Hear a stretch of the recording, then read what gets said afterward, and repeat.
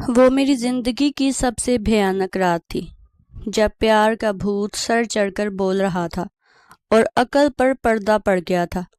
میں نے سلطان کو رات کے اندھیرے میں اپنے گھر بلا لیا، لیکن میں یہ بھول گئی تھی کہ اس گھر میں ایک ایسی عورت بھی ہے جو میری زندگی برباد کرنے کا کوئی موقع ہاتھ سے نہیں جانے دیتی۔ اچانک جب بیٹھک کے دروازے پر باہر سے کنڈی لگنے کی آواز آئی تو میرے پیروں تلے سے زمین نکل گئی۔ میری سوتیلی ماں نے ہمیں رنگے ہاتھوں پکڑ لیا اور اب وہ باہر چارپائی ڈال کر ہمارے باپ اور بھائی کے آنے کا انتظار کر رہی تھی۔ اب موت سامنے تھی یا رسوائی؟ میں شادی کے 5 برس بعد پیدا ہوئی، خدا کی قدرت کے ابھی 3 برس کی تھی جب میری والدہ کا انتقال ہو گیا۔ دراصل ان کے ہاں دوسرے بچے کی پیدائش تھی، جب ڈیلیوری کے دوران کچھ پیچیدگیاں ہو گئی اور ماں اور بچے دونوں کا انتقال ہو گیا۔ تاہم میں بچی تھی، مگر یہ صدمہ میرے لیے بہت بڑا تھا۔ میں اب سارے گھر میں ماں کو ڈھونڈنے کو پھرا کرتی۔ جلد ہی دادی اور ابو کے بہن بھائیوں نے انہیں دوسری شادی کے لیے کہنا شروع کر دیا۔ کچھ ماں تو ابو میری وجہ سے پریشان رہے، وہ بھی شادی نہیں کرنا چاہتے تھے۔ پھر بہن بھائیوں نے انہیں قائل کر لیا کہ ابھی تمہاری ایک بچی ہے جو کافی چھوٹی بھی ہے، آخر دادی بھی کب تک اس کی پرورش کریں گی، اور زندگی گزارنے کے لیے ایک ہم سفر کا ساتھ ہونا تو ضروری ہوتا ہے، لہٰذا تم شادی کر لو۔ یوں سب نے میرے والد صاحب کو قائل کر لیا۔ دادی نے غیروں سے ان کے لیے ایک لڑکی پسند کر لی۔ یوں ایک روز ایک دلہن بن کر ایک عورت ہمارے گھر آ گئی۔ ان دنوں میں 4 سال کی تھی۔ یہ عورت میری ماں سے کہیں زیادہ خوبصورت تھی اور پہلے بھی شادی شدہ تھی، مگر شوہر سے بات بات پر جھگڑوں کے باعث طلاق ہو چکی تھی۔ لڑکی کے گھر والوں نے یہی بتایا تھا کہ ان کا داماد ٹھیک آدمی نہ تھا، وہ نشہ کرتا تھا اور ان کی بیٹی کو بات بات پر مارتا تھا۔ دادی کو بھی لڑکی کے اہل خانہ کے اخلاق نے بہت متاثر کیا تھا۔ لڑکی بھی بہت اچھی صورت اور سیرت کی معلوم ہوتی تھی۔ یوں دادی نے زیادہ چھان بین نہ کی، وہ یہی چاہتی تھی کہ بیٹے کی جلد از جلد شادی ہو جائے تاکہ جتنی چھوٹی عمر میں سوتیلی ماں سے مانوس ہو جاؤں، اتنا ہی میرے لیے بہتر ہے۔ شادی کے 10 ماہ بعد ہی اللہ نے میری سوتیلی ماں کو بیٹے سے نواز دیا۔ والد صاحب اور دادی دونوں ہی بے حد خوش تھے۔ میں بھی ننھے بھائی کو پا کر بے حد خوش تھی، ہر دم اس کے آگے پیچھے منڈلانے کی کوشش کرتی، مگر سوتیلی ماں مجھے بار بار جھڑک دیتی تھی۔ کبھی کہتی تمہارے ہاتھ صاف نہیں ہیں، چھوٹے بچے کو گندے ہاتھ نہیں لگاتے، تو کبھی کسی بات پر ٹوکتی۔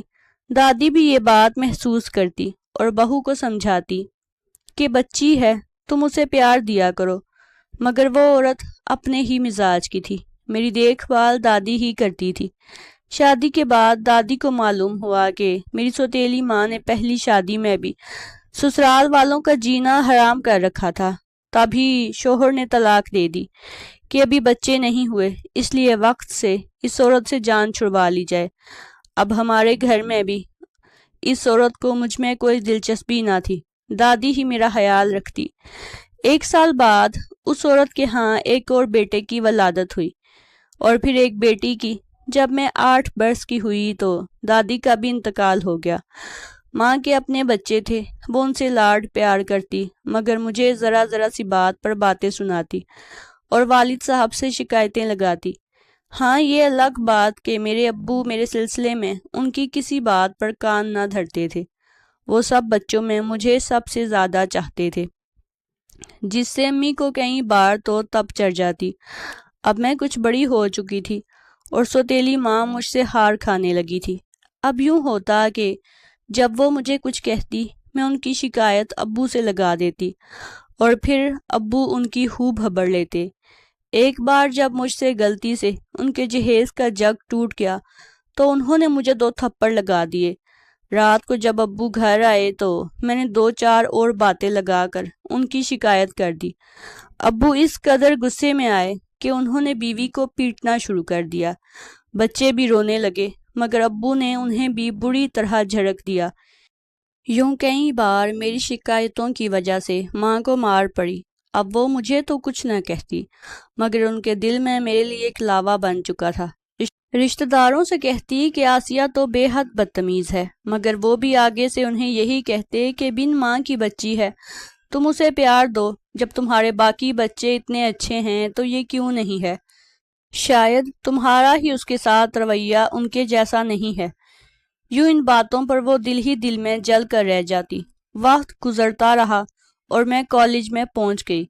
ان دنوں ہمارے دوسرے سال کے پیپرز میں 3 ماہ رہ گئے تھے، جب ایک روز میں ابو سے اجازت لے کر اپنی ایک دوست کے گھر گئی جو ہمارے محلے میں ہی رہتی تھی۔ کچھ دیر باتوں کے بعد ہم دھوپ میں بیٹھنے ان کے مکان کی چھت پر گئے۔ پہلے تو چارپائی پر بیٹھ کر باتیں کرتی رہی، پھر اٹھ کر چھت کی ایک سائڈ سے دوسری سائڈ تک چلنا شروع کر دیا اور ساتھ ساتھ باتیں کرتی جاتی تھی۔ یوں ہی ہم منڈیر پر سے نیچے دروازے پر دستک دینے والے کو دیکھنے کے لیے جھانک رہی تھی کہ اچانک میری نظر سامنے والی مکان کی چھت پر گئی۔ وہاں ایک نوجوان ہاتھ میں کتاب لیے کرسی پر بیٹھا تھا، مگر وہ میری ہی جانب دیکھ رہا تھا۔ وہ کافی پرکشش اور ہوبرو سا تھا کہ ایسی صورتیں کم ہی دیکھنے کو ملتی ہیں۔ جیسے ہی ہماری نگاہیں ملی، میں نے نظریں جھکا لی اور پیچھے آ گئی، مگر دل میں سوچنے لگی ایسا ہی لڑکا ہونا چاہیے جس سے میری شادی ہو، کہ اس قدر خوبصورت ہے۔ اس کے بعد بھی 2-4 بار میں نے محسوس کیا کہ وہ کھڑا اپنی چھت پر سے مجھے ہی دیکھ رہا ہے۔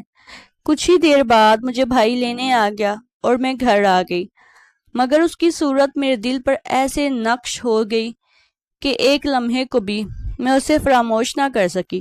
اب مجھے گھر میں کہیں چین نہ ملتا، کہیں سے وہ میرے روبرو آ جائے اور ایک بار ہماری نظریں ایک دوسرے سے ٹکرا جائیں۔ 2 ہفتے گزر گئے، مگر میرے دل کی وہی حالت تھی، یعنی مجھے محسوس ہوا کہ یہ کوئی وقتی لگاؤ نہ تھا۔ بالآخر مجبور ہو کر ایک روز پھر میں ابو سے اجازت لے کر اپنی دوست نمرا کے گھر چلی گئی۔ کچھ دیر باتوں کے بعد اسے چھت پر چلنے کو کہا کہ دھوپ میں بیٹھتے ہیں۔ جاتے ہی میری نظریں سامنے چھت کی جانب تھی، مگر اس طرف سے پوری چھت نظر آتی تھی۔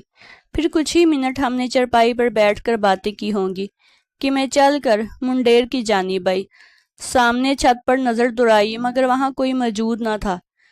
میں نے سوچا شاید کچھ دیر بعد وہ نظر آ جائے اور یوں اسے دیکھنے کی کوئی سبیل نکل آئے، مگر میں کافی دیر نمرا کے ساتھ باتیں کرتی رہی اور گاہے بگاہے اٹھ کر ان کی چھت کی جانب نظریں بھی دوڑاتی، مگر دوسری طرف چھت پر کوئی نہ آیا۔ بالآخر میں بجھے ہوئے دل کے ساتھ گھر لوٹ آئی۔ اب میرا دل پہلے سے بھی زیادہ بے چین تھا۔ 1-2 بار کالج میں نمرا سے بھی بہانے سے اس کے بارے میں پوچھا۔ ابھی 1 ہفتہ بھی نہ گزرا تھا کہ میں نے پھر سے ابو سے پڑھائی کا بہانہ کر کے نمرا کے گھر جانے کی اجازت مانگی، جو انہوں نے مجھے دے دی، مگر امی اب مجھے عجیب نظروں سے دیکھ رہی ہوتی۔ وہ میری نقل و حرکت کو بھی نوٹ کر رہی تھی کہ اب میرا دھیان کہیں اور ہی رہتا ہے۔ گھر میں کوئی مجھے کچھ کہتا تو جیسے میرا دھیان ہی ان کی طرف نہ ہوتا تھا، مگر اس بار بھی نمرا کے گھر سے نامراد ہی لوٹی۔ وہ مجھے چھت پر دکھائی نہ دیا۔ کافی دن سوچ وچار میں گزر گئے، مگر اس سے ملنے یا اسے دیکھنے کی کوئی صورت نہ نکل سکی۔ ایک روز جب میں کالج سے لوٹ رہی تھی تو مجھے راستے میں وہ نظر آیا اور میری جانب دلچسپی سے دیکھنے لگا۔ میرے دل کی کلی مہک اٹھی۔ میں گھر آ گئی۔ آج دل بہت خوش تھا، مگر اگلے 4 روز پھر دل بے چین رہا۔ روز یہی سوچتی شاید وہ آج مل جائے، مگر ایسا نہ ہوا۔ 5ویں روز مجھے اسی راستے پر وہ نظر آ گیا اور آج وہ آنکھوں ہی آنکھوں میں مسکرا رہا تھا۔ اگلے 1 ہفتے یہ ہوتا کہ وہ روز ہی اسی راستے میں کھڑا ہوتا اور پھر مجھے دیکھ کر مسکرا دیتا۔ پھر ایک روز وہ میرے تعاقب میں چلنے لگا، مگر کوئی بات نہ کی۔ پھر ہماری گلی کے کونے سے واپس مڑ گیا کہ جیسے وہ میرا گھر دیکھنے آیا۔ ہمارے پیپرز ہو گئے اور میں گھر بیٹھ گئی۔ ایک بار نمرا کے گھر گئی، مگر وہ چھت پر نہ ملا۔ نمرا سے میں نے اپنے دل کا احوال بیان کیا۔ سلطان کے بارے میں اس نے بتایا کہ وہ اچھا لڑکا ہے، اس کے والدین بھی اچھے لوگ ہیں، وہ لوگ برسوں سے ان کے پڑوس میں رہ رہے ہیں۔ دوسری طرف سلطان کا بھی میرے جیسا ہی حال تھا، وہ بھی مجھے چاہنے لگا تھا، مگر اس کے پاس رابطے کی کوئی سبیل نہ تھی۔ آخر اسے یہی ایک ترکیب سمجھ میں آئی کہ اس نے نمرا کے بھائی کو شیشے میں اتار لیا، اسے اپنی ساری صورتحال بتائی۔ نمرا کا بھائی بھی سلطان کو اچھے سے جانتا تھا، یوں اس نے دوستی میں سلطان کی مدد کی حامی بھر لی۔ سلطان نے اسے ایک خط لکھ کر دیا کہ یہ اپنی بہن کو چھپا کر دے دینا اور کہنا کہ وہ اسے اپنی دوست کو دے دے۔ نمرا کی امی کی ان دنوں طبیعت خراب تھی، اس لیے وہ گھر سے نہیں نکل سکتی تھی۔ دوسرا، اپنے بھائی کے ہاتھ بھی مجھے یہ خط نہ بھجوا سکتی تھی کہ یقیناً میرے گھر والے بھی اس کے بھائی پر شک کرتے کہ وہ جوان جہاں لڑکا کون سا خط دینے آیا ہے۔ 3 روز وہ خط نمرا کے پاس پڑا رہا۔ چوتھے روز بھی بلاخر اس نے اپنی ملازمہ کا سہارا لیا کہ جس کا نام بانو تھا، وہ نمرا کے علاوہ ہمارے گھر اور کئی محلے کے دوسرے گھروں میں کام کرنے جاتی تھی۔ یہ عورت سیدھی سادی اور پڑھی لکھی نہ تھی۔ نمرا نے یہی سوچا کہ وہ بانو کے ذریعے یہ خط مجھے پہنچا دے، کیونکہ بانو جانتی تھی کہ نمرا میری دوست ہے۔ یوں ہی سمجھا جا سکتا تھا کہ نمرا کالج کے بعد دوست سے رابطہ نہ ہونے کے باعث مجھے ہی یہ خط بھجوا رہی ہے۔ نمرا کو یقین تھا کہ بانو خود تو یہ خط نہیں پڑھ سکتی، مگر اسے یہ ضرور ڈر تھا کہ کہیں وہ یہ خط کسی اور کو نہ پڑھا دے، یا اس کی کسی لاپرواہی کے باعث خط کسی اور کے ہتھے نہ چڑھ جائے۔ اگلے روز جب بانو ان کے گھر کا کام کرنے کے لیے آئی تو نمرا نے اس سے پوچھا کہ کیا وہ اس کا ایک کام کر دے گی، پھر بتایا کہ حالہ میں اپنی ماں کی طبیعت کے باعث اپنی دوست آسیہ کے ہاں نہیں جا سکتی، مجھے اسے کچھ ضروری بات کرنی ہے۔ دراصل ہم اکٹھے ہی آگے داخلہ لینا چاہتی ہیں، اسی سلسلے میں مجھے اس سے بات کرنی ہے۔ اگر آپ میرا خط اس تک پہنچا دیں تو مہربانی ہوگی، مگر اس بات کا خاص خیال رکھنا ہوگا کہ خط اس کی ماں یا گھر کے کسی فرد تک نہ پہنچ پائے۔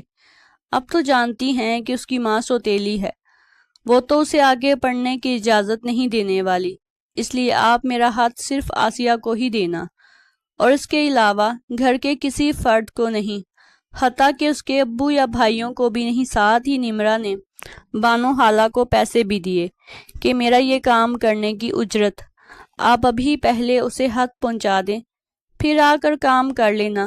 نمرا کافی سمجھدار لڑکی تھی، وہ نہیں چاہتی تھی کہ کوئی بھی ایسی غلطی کرے کہ وہ خود بھی مصیبت میں پھنس جائے۔ یقیناً ایسی صورت میں میرے ساتھ اس کی بھی خیر نہ ہوتی۔ اس نے خالہ بانو کو ابھی خط پہنچانے کو اس لیے کہا کہ یوں وہ سیدھے خط ہمارے گھر مجھ تک پہنچا دے گی۔ اگر وہ اسے پکڑا دیتی کہ بس آپ اسے آسیہ کو دے دینا، تو ہو سکتا ہے بانو خالہ اس کے گھر کے بعد کسی اور گھر میں کام کرنے چلی جاتی، اور یوں خط کسی اور تک بھی پہنچ سکتا تھا۔ ادھر بانو نے بھی یہی سوچا کہ نمرا اپنی دوست کو خط لکھ رہی ہے تو اسے پہنچانے میں اسے کیا اعتراض۔ وہ خط لے کر آ گئی اور مجھ تک پہنچا دیا۔ خط پڑھتے ہی میری خوشی کا کوئی ٹھکانہ نہ تھا، میں تو اس وقت بھی اسی کے بارے میں سوچ رہی تھی۔ سلطان نے مجھ سے شادی کی خواہش ظاہر کی اور لکھا کہ وہ شدت سے میرے جواب کا منتظر رہے گا۔ میں نے بھی فوراً خط لکھ کر رکھ لیا۔ وقت کسی طور کٹتا نہ تھا، پل پل کر کے دن گزارا۔ اگلے روز 10 بجے صبح بانو آئی۔ میں نے اسے یہ خط نمرا تک دینے کو کہا۔ نمرا کے گھر چونکہ اس کے علاوہ صرف اس کا بھائی اور ماں جو بیمار تھی وہی تھے، یوں ادھر خط پکڑے جانے کا خطرہ نہ تھا۔ اس کے ابو سعودی عرب میں ہوتے تھے۔ اس سے اگلے روز جب بانو میرے کمرے میں آئی تو اس کی مٹھی بند تھی جس میں رکا دبا ہوا تھا۔ یوں بانو کے ذریعے باقاعدہ ہم دونوں میں خط و کتاب شروع ہو گئے۔ سلطان نمرا کے بھائی کو پیسے دیتا کہ جو بانو کو دے دیتی، یوں وہ خوشی خوشی نمرا کی ہدایت پر یہ کام کر دیتی۔ یوں کئی ہفتوں تک یہ سلسلہ چلا، لیکن اب صرف خطوط سے تسلی نہیں ہوتی تھی۔ سلطان چاہتا تھا کہ ہم کسی روز کہیں باہر بیٹھ کر چند باتیں کریں، مگر میں نہیں مانتی۔ شاید اب اسے مجھے سامنے سے دیکھنے کی خواہش تو چار ہوتی جا رہی تھی۔ پھر اس نے مجھے لکھا کہ وہ اگلے مہینے کی 15 تاریخ کو بیرون ملک جا رہا ہے۔ اس کا ویزا آ گیا ہے، مگر وہ اس سے پہلے کسی روز مجھ سے کہیں کسی جگہ مل کر بات کرنا چاہتا ہے، مگر مجھے ہمت نہ پڑتی تھی۔ جانتی تھی اگر ابو مجھے دیکھ لیتے تو کیا حال کرتے۔ دوسری طرف سلطان کی بے چینی بڑھتی ہی جا رہی تھی۔ میری مجبوری یہ بھی تھی کہ امی کو مجھ پر شک ہو چکا تھا۔ دراصل ہوا یوں، اس روز جب بانو میرے کمرے سے نکلی اور اس کے جانے کے بعد میں سلطان کے ہاتھ کو بیٹھی پڑھ رہی تھی کہ اچانک اسی وقت امی بغیر آہٹ کے کمرے میں آ گئی۔ وہ اندر آ چکی تھی۔ انہیں یوں دیکھ کر میں گھبرا گئی اور جلدی سے ہاتھ کو بند کر کے کمرے میں پڑھی کتابوں میں سے ایک کتاب میں رکھ کر کتاب پڑھنے بیٹھ گئی۔ امی کو مجھ پر شک تو پہلے ہی تھا، مگر وہ یقین کے ساتھ ابو کو نہ کہتی کہ ابو ان کی میرے بارے میں ایک نہ سنتے تھے۔ اس وقت تو انہوں نے مجھے کچھ نہ کہا۔ آج انہوں نے اپنے مائکے بھائی کی تیمارداری کو جانا تھا، سو وہ تیار ہو کر فوراً چلی گئی۔ مگر رات کو جب ابو آئے تو وہ ان سے کہنے لگی کہ بات سنو، تمہاری بیٹی کے لچھن ٹھیک نہیں رہے، یہ کسی کے ساتھ خط و کتاب کرتی پھرتی ہے۔ یہ بات سن کر ابو غصے میں آ گئے۔ امی کہنے لگی اگر مجھ پر یقین نہیں تو خود جا کر اس کے کمرے کی تلاشی لو، ضرور اس کی کوئی نہ کوئی کرتوت تمہارے سامنے آ جائے گی۔ خدا کی کرنی کہ میں نے امی اور ابو کی یہ باتیں سن لی۔ میرے ابو ان سے کہہ رہے تھے مجھے اپنی بیٹی پر یقین ہے، مگر تمہیں جھوٹا ثابت کرنے کے لیے چلو میں دیکھ لیتا ہوں، مگر پھر اپنا حال سوچ لینا۔ ابو دودھ پی رہے تھے۔ میں نے گھبرائے ہوئے دل سے سوچا یقیناً وہ دودھ پیتے ہی میرے کمرے میں آ جائیں گے۔ یوں میں نے جلدی سے کمرے میں گھس کر ہاتھ پکڑا، مگر مجھے کچھ نہ سوجا کہ کہاں چھپاؤں۔ پھر آنن فانن جلدی سے اس کو گیلا کر کے ضائع کرنے لگی۔ دوسری طرف مجھے یہ ڈر پڑا تھا کہ ابو کسی بھی وقت آ سکتے ہیں۔ میں نے جلدی سے ہاتھ کو ٹکڑوں میں پھاڑ کر منہ میں ڈال کر چبانا شروع کر دیا اور یوں اسے ضائع کر کے الماری کے اوپر رکھے سامان کی جانب اچھال دیا۔ امید تھی کہ یقیناً اب کوئی بھی کمرے سے ہاتھ نہیں پکڑ سکتا۔ اس سے پہلے بھی میں نے یوں ہی کیا تھا۔ سلطان کے ہاتھ پڑنے کے بعد ایک دو روز میں اسے پھاڑ کر پھینک دیتی تھی۔ ابو کمرے میں آئے۔ امی نے سارے کمرے کی تلاشی لینا شروع کی، مگر جب انہیں کچھ نہ ملا تو ابو نے ان کو 3-4 تھپڑ لگا دیے کہ تم آسیہ کو میری نظروں سے گرانے کا کوئی موقع ہاتھ سے مت جانے دینا۔ امی رو رہی تھی اور انہوں نے زہر بھری نظروں سے میری جانب دیکھا۔ جب وہ لوگ کمرے سے باہر چلے گئے تو میں نے سکھ کا سانس لیا۔ میں گھر سے اب نکل نہیں سکتی تھی، پھر ملاقات ہو تو کیسے؟ سلطان کے بیرون ملک جانے میں 1 ہفتہ رہ گیا تھا اور اب اس کا اصرار حد سے بڑھ گیا۔ اس نے کہا تھا کہ وہ وہاں جاتے ہی اپنی والدہ کو ہمارے ہاں رشتے کے لیے بھیج دے گا، کیونکہ پھر وہ باعث روزگار ہو چکا ہوگا۔ ابھی اگر وہ انہیں بھیجتا تو یقیناً میرے والد انکار کر دیتے۔ سلطان کے جانے کا سوچ کر میرا دل بے حد پریشان ہو جاتا تھا۔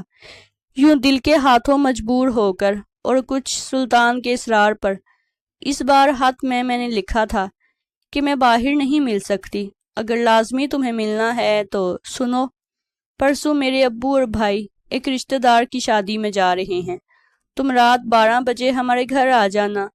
ابو اور بھائی گھر پہ نہ ہوں گے، اس لیے ہماری ملاقات ہو سکتی ہے۔ ایک طرف مشکل یہ تھی کہ ہمارا گھر بھی اسی محلے میں تھا، وہ کھلم کھلا بھی رات کے اس وقت نہیں آ سکتا تھا کہ آس پڑوس کے گھر پاس تھے۔ یوں آس پڑوس والوں میں کئی لوگ اسے بھی جانتے تھے۔ اس کے علاوہ عزت جانے کا بھی ڈر تھا۔ بے شک بدنامی ایک بار ہو جائے پھر اس داغ کا دھویا جانا محال ہوتا ہے، مگر میں بھی تو عشق میں اندھی ہو چکی تھی۔ جوں جوں وقت ملاقات قریب آتا جا رہا تھا میری پریشانی بڑھتی ہی جا رہی تھی۔ سلطان نے نمرا کے بھائی سے مشورہ کیا تو اس نے کہا کہ ایک ترکیب ہے، رات کے 1 بجے لائٹ جاتی ہے، تم اس وقت جاؤ جب پورے محلے کی بجلی چلی جائے گی، تو تم آسانی سے اندھیرے میں اپنی محبوبہ کے گھر جا سکتے ہو۔ ان دنوں لوڈ شیڈنگ بھی زوروں پر تھی۔ یوں خوش قسمتی سے رات کے ٹھیک 1 بجے سارا محلہ تاریکی میں ڈوب گیا اور وہ ایک چھوٹی سی ٹارچ کی روشنی میں ہمارے گھر کی دیوار پھلانگ کر اندر داخل ہو گیا، جہاں میں اسے دروازے پر ہی انتظار کرتی ملی۔ میں تو کب سے دروازہ کھلا رکھے اسی کا انتظار کر رہی تھی۔ یوں میں اسے اندر بیٹھک میں لے گئی۔ گھر کے مرد تو بے خبر شادی میں گئے ہوئے تھے۔ میری سوتیلی ماں اور بہن اس وقت بستر پر سو رہی تھی۔ امی یوں بھی رات میں کم ہی اٹھتی تھی کہ انہیں صبح سویرے بیدار ہونے کی عادت تھی، تبھی وہ رات کو 10-11 بجے ہی سو جاتی تھی۔ یہ میری اس سے زندگی کی پہلی ملاقات تھی۔ دل خوش بھی تھا۔ میں اندھیرے میں اس کے قریب بیٹھی باتیں کر رہی تھی۔ یوں بھی 2 جوان دل اگر سرگوشیوں میں گفتگو کریں تو وہ پیار بھری باتیں ہی ہوتی ہیں۔ ہم دونوں خوابوں کی دنیا بننے میں کھوئے ہوئے تھے، مگر مجھے ڈر بھی تھا۔ وقت گزرنے کا احساس نہ ہوا۔ ہم ایک دوسرے سے وعدے کر رہے تھے، کچھ گلے شکوے ہو رہے تھے، جیسے دونوں جنم جنم سے ملتے رہے ہوں۔ میں نے اسے یقین دلایا کہ میں ہر صورت اس کا انتظار کروں گی، روتے ہوئے قسمیں اٹھائیں کہ میں جان دے دوں گی مگر تم سے بے وفائی نہیں کروں گی، تو تم بھی ہمیشہ مجھ سے وفا کرنا۔ ابھی ہم انہی باتوں میں گم تھے کہ کچھ کھٹکا سا ہوا۔ میرا دل دھک سے رہ گیا۔ خیال آیا شاید امی نیند سے بیدار ہو گئی ہیں اور شاید مجھے بستر پر نہ پا کر ادھر آ گئی ہوں۔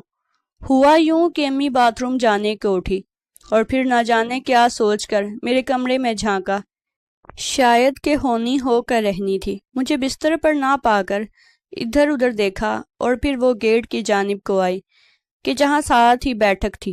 ہماری سرگوشیوں پر ان کے کان کھڑے ہو گئے، جبکہ میں نے دروازے کو اندر سے بند کیا ہوا تھا تاکہ ہماری آواز باہر نہ جائے یا پھر کسی کو شک نہ ہو کہ دروازہ کھلا ہے تو میں یہاں موجود ہوں۔ امی ایک دم سے بیٹھک کے دروازے کے ساتھ لگ کر کھوج لگانے کی کوشش کرنے لگی۔ جب ان کو یقین ہو گیا کہ بیٹھک میں تنہا نہیں ہوں بلکہ کوئی دوسرا بھی میرے ساتھ موجود ہے، تب انہوں نے جلدی سے باہر سے بیٹھک کے دروازے کی بیرونی کنڈی لگا دی۔ کنڈی کی آواز سے میں چونک پڑی۔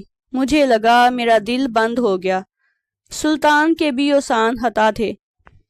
میں نے جا کر دروازے کو اندر سے کھولا مگر وہ باہر سے بند ملا۔ ہم دونوں قید ہو کر رہ گئے اور اب فرار کا کوئی راستہ نہ تھا۔ جان چکی تھی کہ امی ہی ہیں۔ میں نے ہلکے سے دروازہ کھٹکھٹاتے ہوئے امی کی لاکھ منتیں کی کہ دروازہ کھول دو، مگر آج تو ان کو موقع مل چکا تھا۔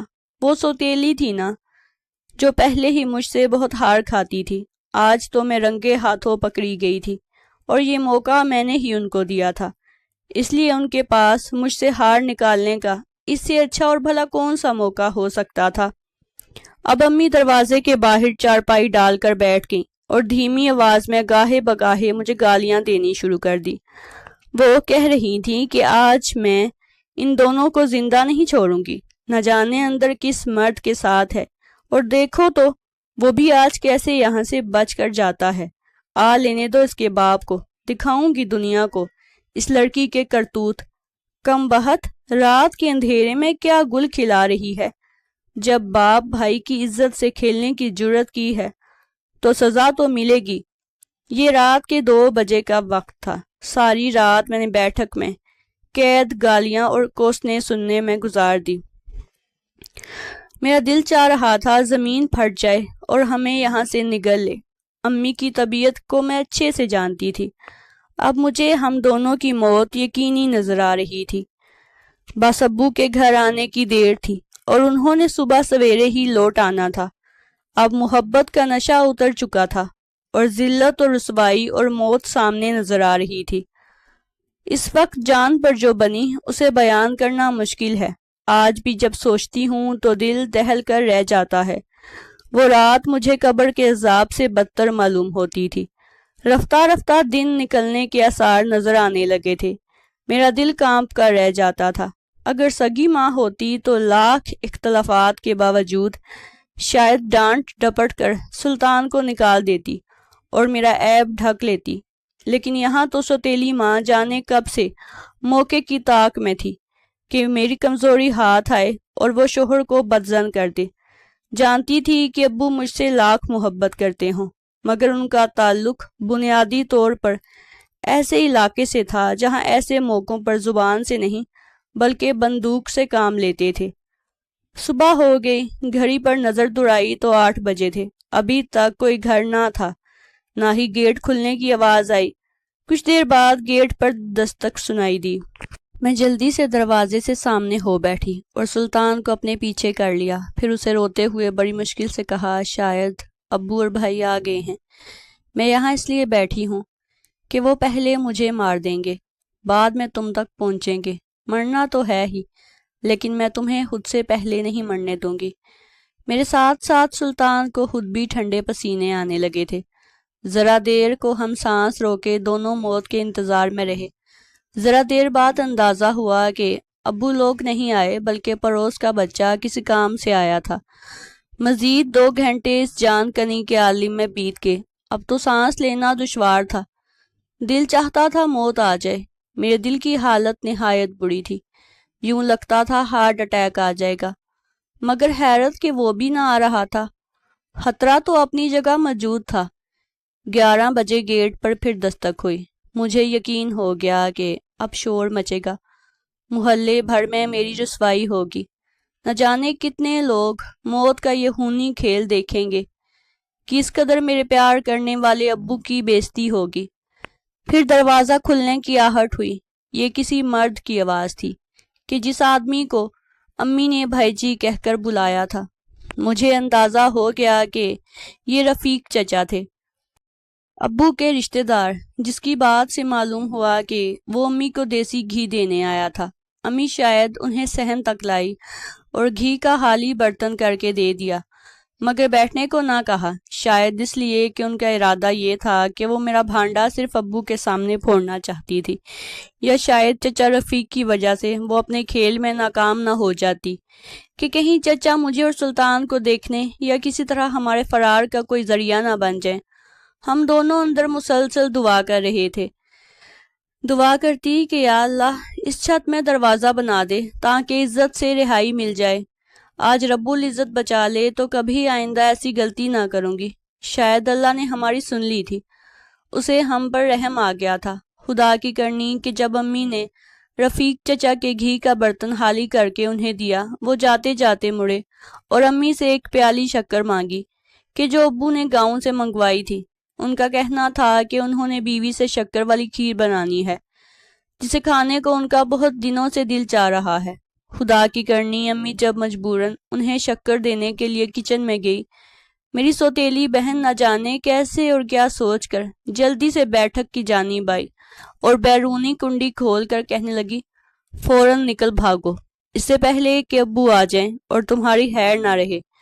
نہ جانے اسے میرے حال پر ترس آیا، شاید گھر میں خون خرابہ دیکھنے کا اس میں حوصلہ نہ تھا، یا اللہ نے اسے ہمیں بچانے کا وسیلہ بنانے کے لیے اس کے دل میں رحم پیدا کر دیا۔ موقع ملنے کی دیر تھی، سلطان فوراً سے باہر نکل گیا۔ میں نے اللہ کا لاکھ لاکھ شکر ادا کیا کہ عزت کے ساتھ ساتھ جان بھی بچ گئی۔ چچا رفیق نے بھی اسے نہ دیکھا تھا کہ ان کا منہ دوسری جانب تھا۔ میں جلدی سے اپنے کمرے میں گھس گئی۔ چچا رفیق نے مجھے حیرت سے دیکھا کہ لڑکی نے سلام دعا بھی نہ کی۔ جب وہ چلے گئے تو امی گیٹ بند کرنے کو آئی۔ ہمیں بیٹھک میں نہ پا کر وہ غصے سے میرے کمرے میں آئی اور سر پیٹ لیا، پھر جوتا اتار کر بیٹی کو مارنے لگی کہ تو نے ہی یہ کارنامہ کیا ہے نا۔ جب ابو گھر آئے تو امی نے بے قابو ہو کر ساری روداد انہیں سنا دی۔ ابو کو کچھ سمجھ نہ آ رہا تھا کہ کیا معاملہ ہے۔ ایک بھائی ابو سے کہنے لگا، ابو آپ پوچھیں نا آسیہ باجی سے، ہو سکتا ہے امی سچ ہی کہہ رہی ہوں۔ ابو نے غصے میں اندر آتے ہوئے مجھ سے پوچھا۔ میں جو پہلے ہی بے حد گھبرائی ہوئی تھی انکار کرنے لگی، مگر مجھ سے کوئی بات نہ بن پائی تھی۔ میں کبھی کچھ تو کبھی کچھ کہہ دیتی۔ امی کہنے لگی، یہ اسی کے ساتھ ہاتھوں کتاب کرتی ہے۔ ابو اب مجھ سے پوچھنے لگے، بتاؤ کیا یہ سچ ہے؟ میں نے گھبراہٹ کے مارے رونا شروع کر دیا اور کوئی جواب نہ دیا، جس سے ابو کو اندازہ تو ہو چکا تھا کہ کوئی نہ کوئی بات تو سچ تھی۔ بس پھر کیا تھا، مجھے ابو سے مار پڑی اور میں چارپائی پر پڑ گئی۔ اس کے بعد بھی ابو اور بھائی مجھ سے پوچھتے تھے، میں بس یہی کہتی رہی، امی کو کوئی غلط فہمی ہوئی ہے۔ امی نے اس معاملے میں اپنی بیٹی کو اس لیے شامل نہ کیا کہ اگر وہ اس کا نام لے لیتی کہ کنڈی اس نے کھولی ہے۔ اس سب سے پوچھ لیں، اگر میری بہن سچ بتا دیتی تو یقیناً باپ اس کی بھی بات پر یقین تو کر لیتا، مگر اس کی بھی شامت بری آتی کہ تم نے اسے باہر نکالا ہی کیوں، یقیناً تم بھی بڑی بہن سے ملی ہو۔ امی نے کہا کہ پڑوسی بچے نے دروازہ کھولا کہ جب وہ ہمارے گھر آیا تھا، شاید سلطان کے سر سے بھی عشق کا بھوت جان لیوا رات گزرنے کے بعد سے اتر گیا تھا۔ وہ بیرون ملک چلا گیا، نہ کبھی والدہ کو بھیجا اور نہ ہی کوئی رابطہ کیا۔ نمرا کے بھائی نے بھی اسے بتایا کہ سلطان کا کہنا ہے ایک مصیبت نے اسے سبق سکھا دیا ہے، وہ اب کسی خطرے میں نہیں پڑنا چاہتا۔ اس واقعے کے 5 ماہ بعد ہی ابو نے میری شادی کر دی۔ پہلے تو کسی طرح سسرال میں دل نہ لگتا، سلطان کی یاد ہر لمحہ ستاتی تھی۔ پھر حالات سے سمجھوتا کر لیا کہ یہی میری قسمت تھی۔ میرے شوہر بہت اچھے تھے، جب اللہ نے بچے دے دیے تو دل اور مضبوط ہوتا گیا۔ آج جب ماضی کے اس واقعے کے بارے میں سوچتی ہوں تو افسوس ہوتا ہے کہ میں کیسی بیوقوف تھی، مجھے ایسا قدم نہیں اٹھانا چاہیے تھا، لیکن اللہ کا شکر ہے کہ میں مزید بدنام ہونے سے بچ گئی۔ آج میرے بچے جوان ہیں، میں نے ہمیشہ انہیں برے اور رسوائی کے کاموں سے بچانے کی تعلیم دی۔ آج میرے شوہر وفات پا چکے ہیں، اللہ تعالیٰ سے دعا کرتی ہوں وہ انہیں آخرت میں جنت میں جگہ دیں۔ ناظرین، مزید سچی کہانیوں کے لیے ہمارے چینل کو سبسکرائب کر دیں، ویڈیو کو زیادہ سے زیادہ لائک کر دیں، شیئر کر دیں۔